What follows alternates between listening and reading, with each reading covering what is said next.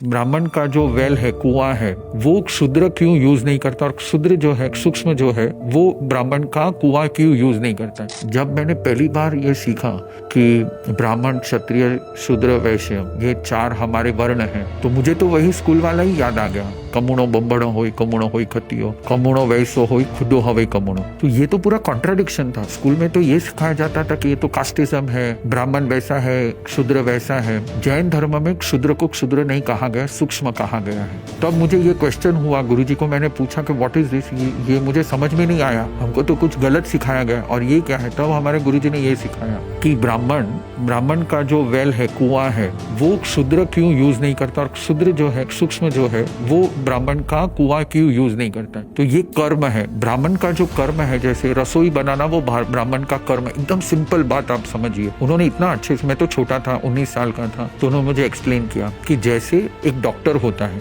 Doctor को हाथ धोने के लिए नल अलग होता है और कैंटीन में हाथ धोने के लिए नल अलग होता है, दोनों अलग अलग होते हैं, ठीक है। बावर्ची यहाँ पे नहीं आएगा, डॉक्टर वहां पे नहीं जाएगा। इसी तरह से जो सूक्ष्म होते थे, यानी जो क्षुद्र होते थे, वो इंजीनियर्स होते थे। They used to play with chemicals, they used to, वो मेटलर्जी के साथ काम करते थे, केमिकल के साथ काम करते थे। अब वो इसीलिए ब्राह्मण का कुआं यूज नहीं करते थे, क्योंकि ब्राह्मण को उसमें से खाना पकाना होता था। तब नल तो थे नहीं, जो था वो कुआं ही था। अब इसको अंग्रेजों ने अछूत का नाम देकर दोनों को डिवाइड किया। तो इस तरह से नैरेटिव्स क्रिएट कर करके पिछले 300-400 या 1000 सालों में जो हमारे पूरे कल्चर को नष्ट करके एक दूसरों के मन में जो जहर घोला है। मैं चाहता हूं कि अहिंसा पहले हर व्यक्ति के मन में अहिंसा घोली जाए, कि कैसे भी करके आप, उन्होंने जो सिखाया, जिसने जो किया, सबसे पहले आप अहिंसा को अपने मन में लेके आइए, और फिर बाद में अहिंसा के उस पॉइंट से आप सोचने का प्रयास कीजिए।